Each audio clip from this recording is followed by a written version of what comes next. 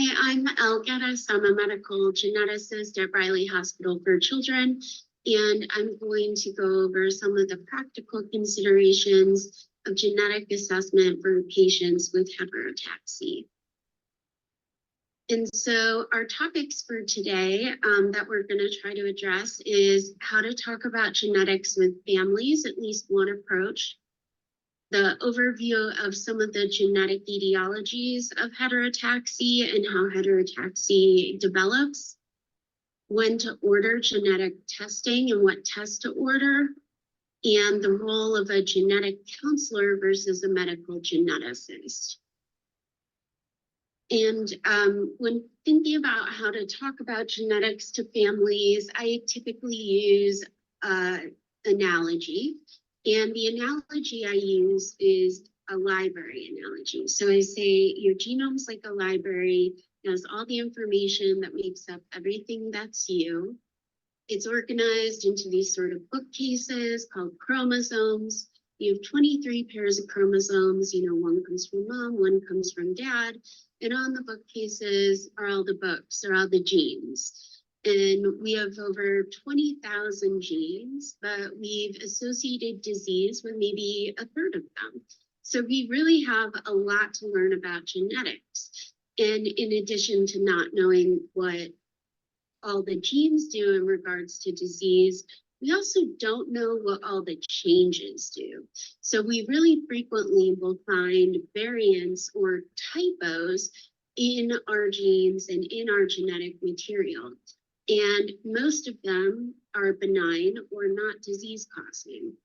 And so the example I use is typically, if you've ever seen color spelled with a U, C-O-L-O-U-R, a spell check might mark that wrong, but your brain reads right through it, knows exactly what it needs. But you can have disruptive changes that look really wrong, but get the message across, while more subtle changes might change the message. And whether or not that's a significant change to the message can sometimes be hard to figure out.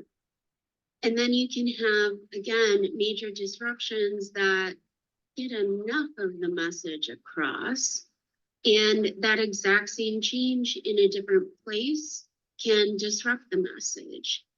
And so I try to always set up families to expect variants. They're in variants of uncertain significance when they get genetic testing back. And some of that is to help make it easier when those results come back and make it easier for families to understand. And part of that is because we have lots of different variant types, and it's sort of amazing to think about, but the American College of Medical Genetics and Genomics only published formal guidelines for how to classify coding variants in 2015, so less than 10 years ago. And those guidelines are still fairly subjective and are being tweaked. And so one thing you want to be very cautious of when talking to families is use of the word mutation. The reason being that mutation is sort of thought of as clear disease causing. And especially in heterotaxy, we get a lot of variants of uncertain significance back on panels. And so I think that it's really important to set them up to expect variants. And when talking about variants, to use kind of more neutral language to avoid confusion as much as possible. And we have these 5 classifications. Benign and likely benign variants aren't generally reported, though some variants of uncertain significance will ultimately be reclassified to that and show on a report. But then we have variants of uncertain significance. And if you look at this graphic over here, we have the probability of pathogenicity, and we have 0.05 to 0.949. So variants of uncertain significance and probability of pathogenicity, while all these sections are equal, it actually spans the majority of variants. and what we classify for possible probability of being disease causing. And then we have likely pathogenic variants and pathogenic variants, which are considered to be disease causing, but may not be consistent with a diagnosis, depending on if a disorder is associated with autosomal recessive disease and things like that. And so when we're explaining genetics, we often say like this gene causes this thing and disruption of this gene causes this disease. But again, especially in heterotaxy and autosomal dominant forms of heterotaxy, there can be a lot of variable penetrance and expressivity. And those are the fancy words for saying, you know, people have all different severities of laterality anomalies and may or may not have clear laterality anomalies. And this can occur in siblings where having a mild sibling with a diagnosis might not inform the severity of the next sibling if they are also affected. And so, you know, when we're talking about the variable penetrance and expressivity, I say, you know, you can be genetically purple, but you may or may not look purple, and you can be all different shades of purple. And that brings us to some of the genetics of heterotaxy.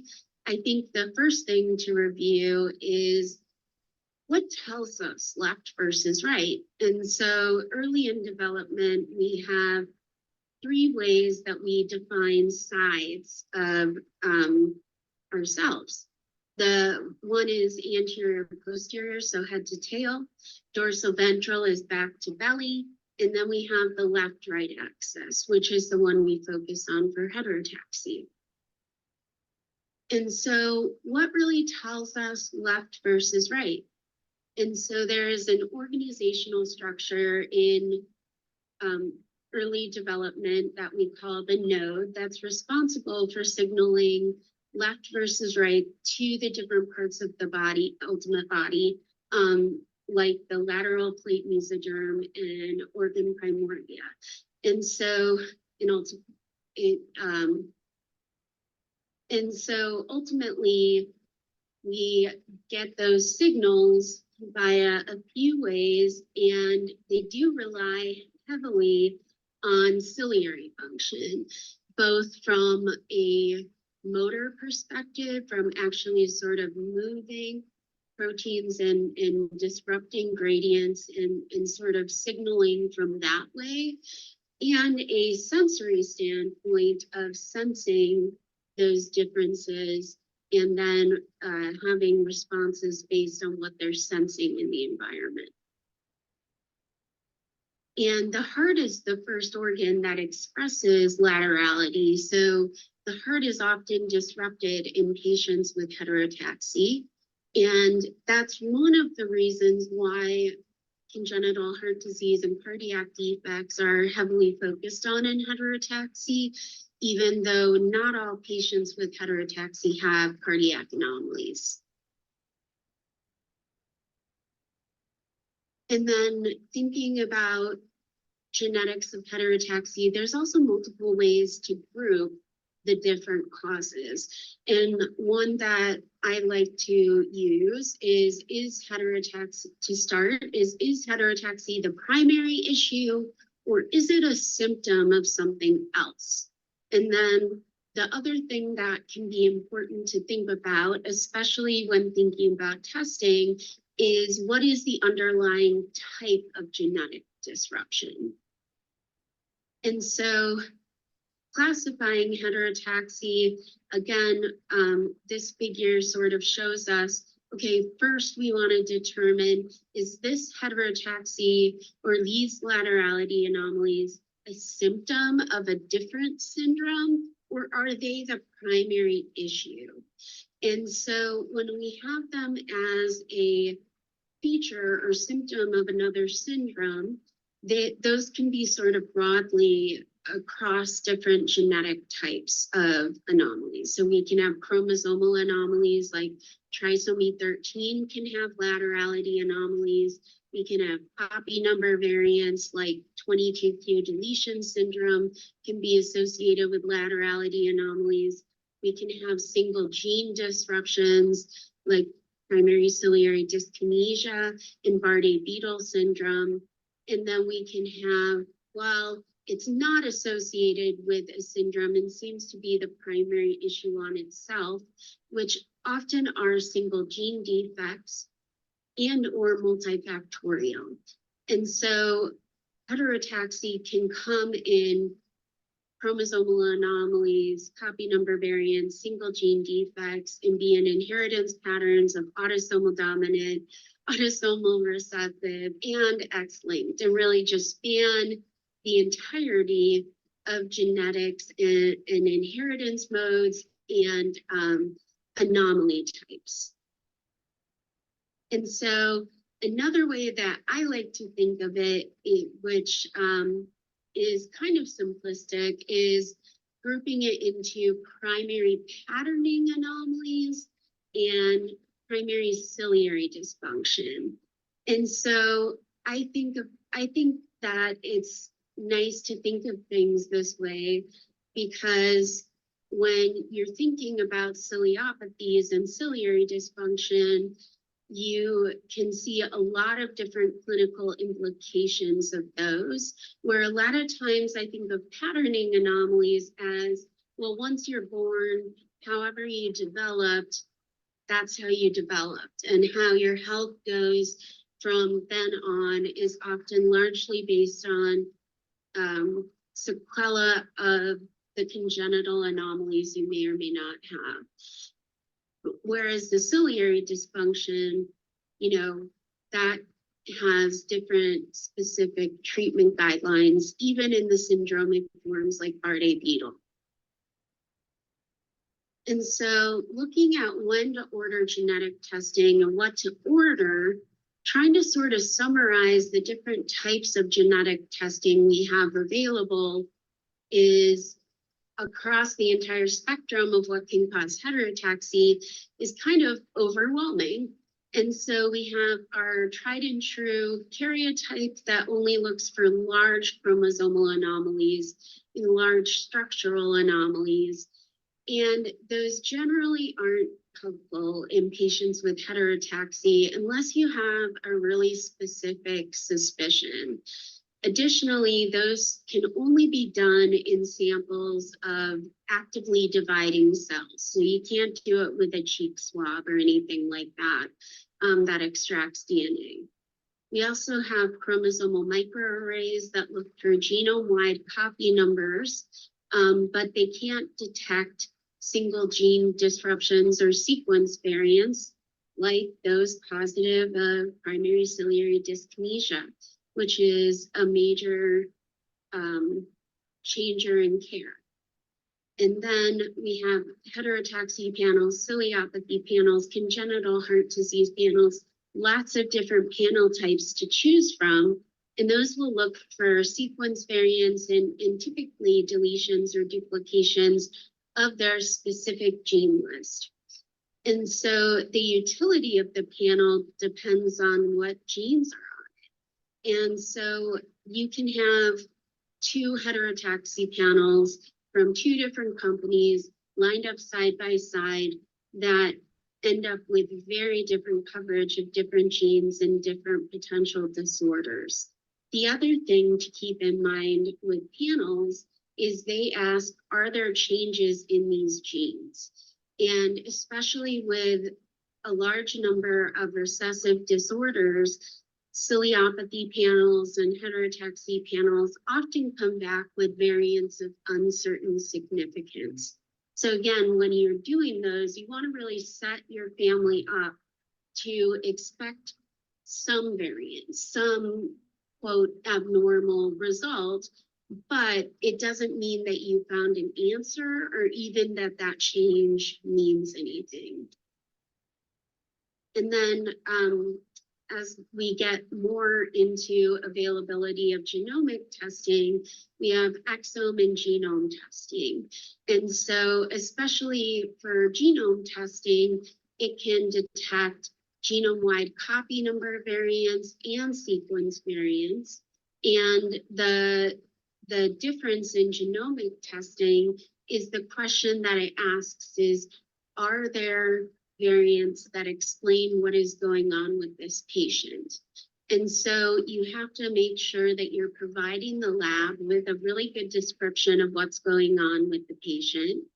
And oddly enough, you often are less likely to get variants of uncertain significance, depending on the phenotype you provide and the lab you use, because if they find a single variant of uncertain significance in a recessive disorder, that's unlikely to be related to the patient, what's going on with the patient. So they often don't report that. Whereas a gene panel, where you're focusing on what variants are in this list of genes, is more likely to, well, has to report those for the most part. And so you can also sometimes help manage the confusion related to variants of uncertain significance based on the testing you choose. And sometimes the broader test reduces confusion, though it's more complex, and you have to sort of be familiar with it and understand how it works and what lab you're using to really navigate those things. And so as an ideal, I think that patients with heterotaxy, that seems to be the primary problem, would undergo genome sequencing for copy number variants and sequence variants, but we don't live in an ideal world. So what do you order? And so again, ideally, all patients with heterotaxy should be evaluated by a medical geneticist to phenotype and choose testing, because we often know those nuances. But we also know that geneticists are few and far between, unfortunately, and often there can be long wait lists that make the practicality of this difficult. But all patients with heterotaxy should have clinical genetic testing that should at least include copy number variant and sequencing of genes that at least cover primary ciliary dyskinesia genes due to the care implications. The other thing that's sort of odd to think about is genetic testing isn't really a one and done thing for the most part for the tests we're thinking about for heterotaxy patients. So a microarray, for the most part, you're probably, at least newer arrays, you're probably going to be able to say yes or no. Are there significant copy number variants within the resolution reported by this lab? So you don't necessarily need to repeat tests like that.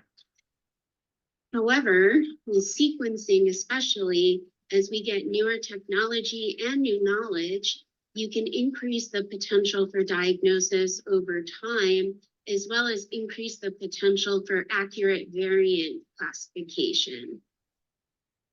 And so that brings us to, what is the role of a medical geneticist and a genetic counselor? And most people don't know the difference between these.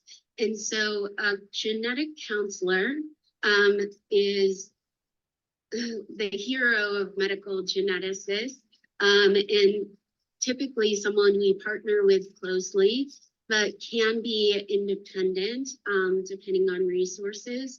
And so they are a clinician who's completed a master's degree in genetic counseling, and they can meet with patients and families and analyze family history patterns, review genetic testing options, and review results.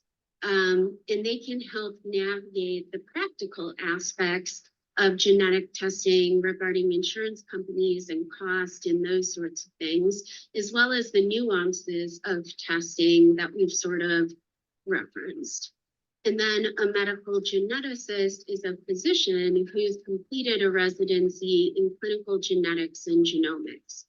And so while genetic counselors have clinical training, they don't have medical training. And by that, I mean they can't perform examinations or do medical management or those sorts of things. So they have to partner with a physician to help assist in those things. And they are great team members and sometimes the only genetic resource that you might have. So partnering with them and being able to communicate openly with them, especially if you don't necessarily have access to a medical geneticist, can really help. Again, especially with heterotaxy, since we do get, if you're using panels, we do get lots of variants of uncertain significance very commonly. And you want to make sure that you're reducing confusion and reducing anxiety as much as possible for the family about those things. And so the take-home messages are genetics is complex and constantly changing. Even though your DNA doesn't really change, our ability to analyze it does. Genetic testing is all about the details. Abnormal testing doesn't mean there's an answer. Normal testing doesn't mean there isn't an answer. And then all patients with heterotaxy should have testing for copy number variants and testing that covers sequencing and deletion duplication of at least primary ciliary dyskinesia genes, but